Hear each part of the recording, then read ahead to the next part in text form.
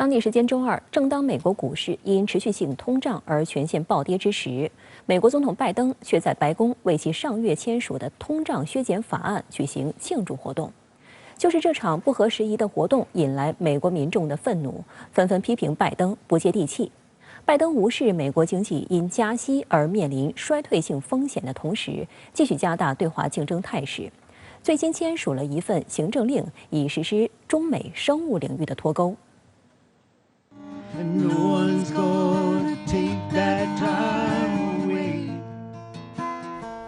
白宫周二的狂欢派对以美国民谣歌手詹姆斯·泰勒的歌曲拉开序幕，烘托氛围。派对上不仅没有提及稍早前公布的消费者价格指数 CPI 的惨淡数据，以及由此引发的股市暴跌，还声称最近通过的通胀削减法案将有助于降低通胀。美国劳工部当日发布的最新数据显示，8月美国消费者价格指数 CPI 环比上涨0.1%，同比上涨8.3%。食品、医疗、保健以及住房贡献最大涨幅，抵消了汽油价格的大幅回落。分析认为，居高不下的 CPI 同比增速再度强化了美联储持续激进加息的预期，而加息无疑会加剧美国经济衰退的风险。美国财政部长耶伦上周日无奈承认，美国经济面临衰退风险，因为抗击通胀的行动可能使美国经济减速。受 CPI 数据惨淡影响，美国三大股指周二当天全线暴跌。纳斯达克综合指数创2020年3月中旬以来单日最大跌幅，标普500指数、道指均创2020年6月中旬以来最大单日跌幅。那美联储的想法就是通过了这个加息的这种方式来减少这个流动性，然后呢减少这个政府呢它在这个资金上的这个向市场的这个投放，然后呢减少这个市场的需求和这个投资。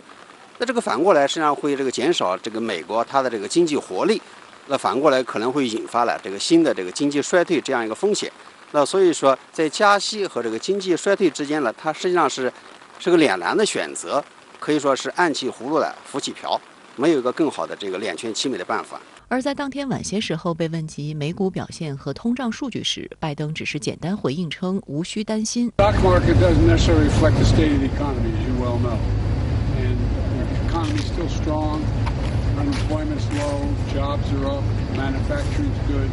So I think we're going to be fine. 由于拜登是给名为通胀削减的法案大搞庆祝活动，可现实却是通胀并未得到有效缓解。相关话题在社交平台推特上引发热议，不少美国网友留言批评拜登不接地气。美国众议院筹款委员会的工作人员在社交媒体上说，对于大多数低收入家庭来说，物价上涨已成为重大财务压力来源。自美国现任政府执政以来，通胀已耗尽2600万低收入家庭的储蓄。所谓通胀削减法案只会让事情变得更糟。纽约邮报报道称，拜登的庆祝活动开始前不久，白宫新闻秘书让·皮埃尔在简报会上被美媒记者质问，是否担心当前的经济形势与今天的庆祝活动格格不入。让·皮埃尔回应称，这不是我们庆祝，而是历史的胜利，美国的胜利。That is a huge historic win for the American people. It's not about us celebrating, it's about the win for the American. 美国有线电视新闻在直播拜登当天发表吹捧通胀削减法案的有关讲话时，似乎意识到了时机不对，直播过程中就立即切断了信号。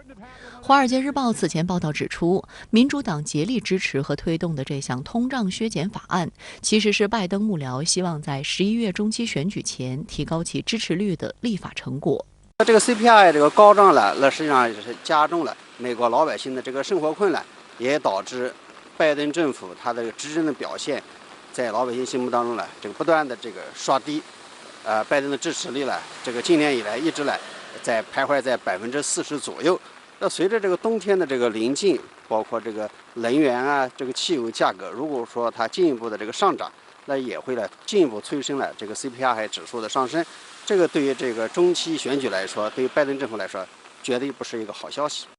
实际上，通胀不仅大大增加了民众的生活成本和企业的经济负担，甚至对美国国防采购造成不利影响。美国国防工业协会在本周公布的一份报告中称，美国国防部下一财年将需要额外420亿美元资金，以弥补采购预算因价格上涨而出现的资金缺口。报告还指出，自2021财年到2023财年，美国国防部因通货膨胀而损失的总购买力将超过1100亿美元。路透社警告称，由于成本上升，美国国防工业基地正在流失资金。一些小型房屋公司抱怨说，由于工人短缺和原材料价格飙升，他们的合同正在让自己赔钱。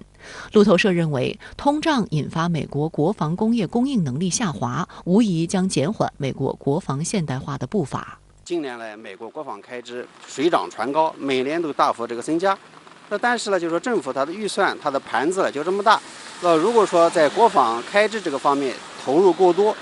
它在经济、在社会福利方面的这个投入相对的会减少。这个社会福利的降低，特别是对那些中下层来说，会让他们的生活水平会进一步拉低。这个可能会引发他们的进一步的不满，导致对美国这个社会稳定的这么样的这个消极影响。今年3月以来，为应对油价、食品价格和其他生活成本的普遍飙升，美联储以4次加息，加息幅度累计达225个基点，但美国通胀水平仍未出现明显下降。通胀高企是美国政府对内和对外一系列政策共同作用的恶果，其中美国挥舞贸易制裁大棒，破坏商品生产链、供应链，也是推动本国通胀的一个重要原因。不过，拜登政府并不打算就此收手。美国总统拜登周一签署一项启动国家生物技术和生物制造倡议的行政命令。过去20年里，随着全球分工的细化，有不少药物的制造从美国、欧洲和日本转移到了中国。华盛顿智库新美国安全中心7月发布报告，警告美国在生物技术上落后于中国的危险。美国财富杂志称，拜登的新行政命令给美中经济竞争再添新战线。8月9号，拜登在白宫正式签署芯片和科学法案，对美国本土芯片产业提供巨额补贴，推行差异化的产业扶持政策。此外，美国政府还在拉拢韩国、日本、中国台湾地区，想搞所谓芯片4方联盟。不过，美国计划在生物技术和芯片产业与中国脱钩，也就意味着需要更多的资金投入，以及承受更大的成本压力。但近年来，美国在科技研发上的投入不断缩减。美官员此前警告，美国对研发的投资已降至数十年来最低水平，但其他国家却在飞速增长。